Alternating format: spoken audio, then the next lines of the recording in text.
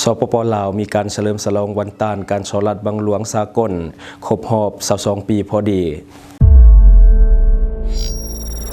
Time to share D+ ผลิตภัณฑ์ปกป้องตับจากเครื่องดื่มแอลกอฮอล์สวัสดีท่านผู้ชมกับว่าพบกับรายการทำทุกแสสารพัดข้อข่าวที่เราอยากจะนำเสนอในวันนี้ก็คือสปป.ลาวมีการเฉลิมฉลองวันต้านการฉลาดบังหลวงสากลครบรอบ22 ปีสมวันในข่าวได้มาจากหนังสือพิมพ์ลาวพัฒนา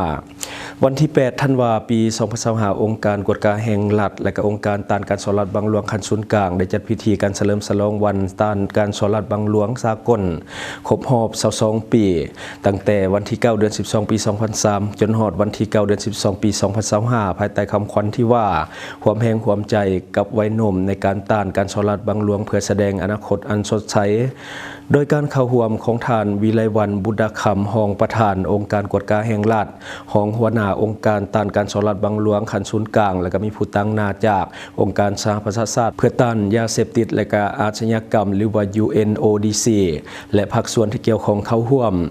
ในพิธีท่านวิไลวรรณบุตรคำได้หวนคืนความเป็นมาของวันต้านการฉลาดบังหลวงสากลโดยยกให้เห็นผลร้ายและก็ความเป็นอันตรายของการฉลาดบังหลวงที่ว่าเกิดขึ้นในกองจักรการจัดตั้งของพรรคและรัฐเป็นภัยอันตรายอันใหญ่หลวงที่ส่งผลกระทบและก็กดน่วงเรื่องของการพัฒนาเศรษฐกิจสังคมของแต่ละประเทศในทั่วโลกบ่ว่าจะเป็นประเทศน้อยหรือว่าประเทศใหญ่ทุกยากหรือว่าหางมีก็ล้วนแต่มีผลกระทบเช่นเดียวกัน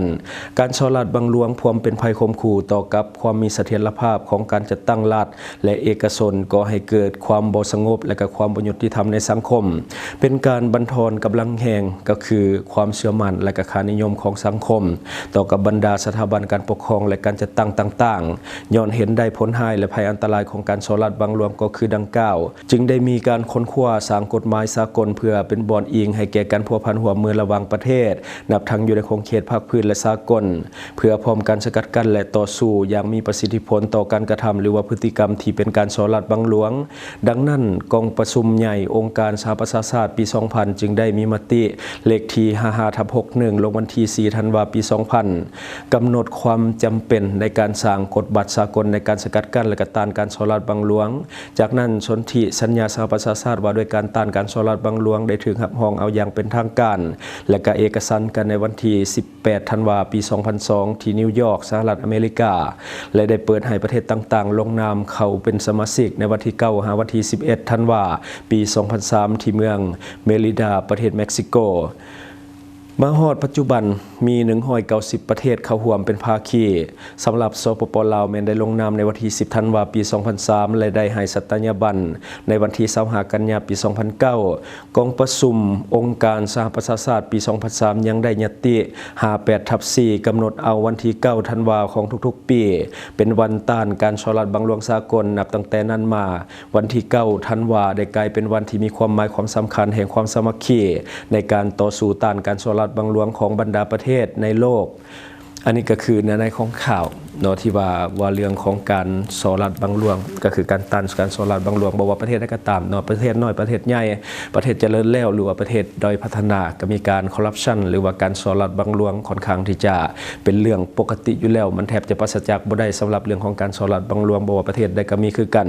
การฉลาดบังหลวงในที่จริงมันเปรียบดังเหมือนมะเร็งเนาะดังเหมือนมะเร็งที่ว่ามันกัดกินประเทศนั้นๆโดยเฉพาะในด้านของงบประมาณแทนที่งบประมาณจะได้ใช้อย่างมีประสิทธิภาพในการเบิ่งแยงประชาชนแต่ว่าสุดท้ายแล้วกลับมาถือคอร์รัปชันหรือว่าการฉลาดบังหลวงในกลุ่มพนักงานรัฐหรือว่าทันแถวพนักงานของแต่ละประเทศซึ่งอันนี้เป็นสิ่งที่ต้องได้กำจัดให้ไวที่สุดซึ่งว่าถ้าประเทศใดบ่ปราบเรื่องของการคอร์รัปชันหรือว่าการฉลาดบังหลวงนี่ก็จะเฮ็ดให้การพัฒนามันค่อนข้างช้าและก็มีการกดน่วงทวงดึงโดยงบประมาณที่มันมีจำกัดและก็มีการหัวไหลไปในส่วนของการคอร์รัปชันนอกจากนั้นต้องได้ปราบปรามให้ถึงที่สุดและประเด็นที่ว่าต่ออีกหนึ่งข่าวนั่นก็คือประธานประเทศรับสารตาตั้งจากทูตประเทศเพื่อนเมียดที่จะมาประจำการอยู่สปป.ลาวในของข่าวได้มาจากแฟนเพจประเทศลาวในวันที่8ธันวาคมปี 2025นี้ฐานทองลุนศรีสุริตประธานประเทศแห่งสปป.ลาวได้ต้อนรับการเข้าเยือนสารตาตั้งของเอกอัครราชทูตต่างประเทศจาก2ประเทศเพื่อดำรงตำแหน่งเป็นเอกอัครราชทูตวิสามัญผู้มีอำนาจเต็มประจำสปป.ลาวซึ่งประกอบมีท่านองซิวเกเอกอัครราชทูตวิสามัญผู้มีอำนาจเต็มแห่งสาธารณรัฐเซ สิงคโปร์ประจำสปป.ลาวท่านเชเกเอกอัครราชทูตวิสามันผู้มีอำนาจเต็มแห่งสหพันธ์รัสเซียประจำสปป.ลาวในโอกาสนี้ท่านทองลุนศรีสุริตได้แสดงความยินดีต้อนรับและก็ชมเชยท่านเอกอัครราชทูตทั้งสองที่ได้ถูกแต่งตั้งให้ดำรงตำแหน่งเป็นเอกอัครราชทูตวิสามันผู้มีอำนาจเต็มคนใหม่ประจำสปป.ลาวในครั้งนี้พร้อมทั้งแสดงความเชื่อมั่นว่าด้วยประสบการณ์ทางด้านการทูตบทเรียนและความรู้ความสามารถที่อุดมสมบูรณ์ของพวกท่านทั้งสองคนจะประกอบส่วนอันสำคัญเขาในการเสริมสร้างสายพัวพันธ์มิตรภาพและการร่วมมืออันดีในขอบเขตสองฝ่ายและการหลายฝ่ายให้ได้รับการพัฒนาขึ้นสู่บัดก้าวใหม่อันสำคัญในต่อหน้าสุขอยู่กันแลกเปลี่ยนกันยามซึ่งกันและกันของการนำขันสูงนำกันจนถึงขันไปมาหาสู่ระหว่างประชาชนด้วยกันเพื่อเป็นพื้นฐานอันดีให้แก่การสุขอยู่ส่งเสริมการร่วมมือด้านเศรษฐกิจการค้าการลงทุนและการแห่งการอื่นๆที่มีค่าแห่งและก็มีความสนใจร่วมกันพร้อมนี้ก็เสนอมายังทานทูตทั้งสองคนจงสืบต่อในเรื่องของการประสานสมทบกับภาคส่วนที่เกี่ยวข้องของสปป.ลาวที่สุขอยู่การจัดตั้งปฏิบัติบรรดาบทบันทึกความเข้าใจที่สองฝ่ายได้ร่วมกันลงนามให้ปรากฏผลเป็นจริงพร้อมทั้งเสนอให้ทานทูตไปเยี่ยมยามบรรดาแขวงต่างๆของสปป.ลาวเพื่อเบิ่งการพัฒนาเศรษฐกิจสังคมของบรรดาแขวงรวมทั้งส่วยญาติแย่งและก็ขนควายบรรดานักธุรกิจนักลงทุนที่มีความสนใจให้เข้ามาลงทุนอยู่สปป.ลาวให้หลายขึ้นในโอกาสดังกล่าวท่านประธานประเทศได้แสดงความขอบใจต่อการสนับสนุนและการช่วยเหลือสปป.ลาวในระยะที่ผ่านมาซึ่งได้ประกอบส่วนสำคัญเข้าในการพัฒนาเศรษฐกิจสังคมของสปป.ลาวพร้อมทั้งแสดงความหวังว่าท่านทูตทั้งสองจะสืบต่อให้ความร่วมมือและสนับสนุนช่วยเหลือสปป.ลาวในต่อหน้าในขณะเดียวกันท่านเอกอัครราชทูตทั้งสองก็ได้แสดงความขอบใจต่อคำเว้าอันจบงามของท่านประธานประเทศลาวและก็ต้อนรับอันอบอุ่นในโอกาสมาปฏิบัติหน้าที่การทูตอยู่สปป.ลาวพร้อมทั้งแสดงความหมายมั่นว่าจะสืบต่อสุขโยส่งเสริมสายพัวพันธ์มิตรภาพและการร่วมมืออันดีงามระหว่างสปป.ลาวและประเทศของตนให้นับมือนับขยายตัวและก็มีบัตรก้าวใหม่เพื่อนำเอาผลประโยชน์มาสู่ประเทศชาติก็คือประชาชนของทั้งสองประเทศในวันเดียวกันท่านประธานประเทศทองลุนศรีสุริตได้มอบสันตาตั้งให้แก่เอกอัครราชทูตแต่งตั้งของสปป.ลาว2ท่านเพื่อไปประจำการอยู่ต่างประเทศประกอบมีท่านนางวิทยาไสยวงศ์เอกอัครราชทูตแห่งสปป.ลาวประจำสาธารณรัฐอินเดียและท่านทิพศรแสงสุริยะเอกอัครราชทูตแห่งสปป.ลาวประจำสาธารณรัฐฟิลิปปินส์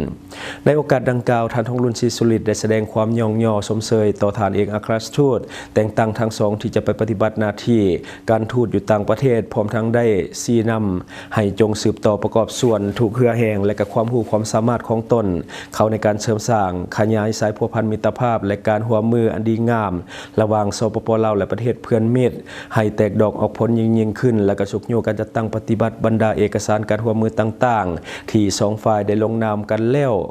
ให้ปรากฏผลเป็นจริงและก็สุขโยการพบปะแลกเปลี่ยนการไปมาหาสู่กันระหว่างขันการนำของประเทศและประชาชนด้วยกันญาติแยงเอาการร่วมมือและการสนับสนุนช่วยเหลือด้านต่างๆจากสากลเอาใจใส่โฆษณาค้นควายบรรดานักลงทุนนักธุรกิจและก็นักท่องเที่ยวต่างประเทศให้เข้ามาสปป.ลาวหลายขึ้นเพื่อนำเอาผลประโยชน์สูงสุดมาสู่ประชาชนลาวบรรดาเผ่า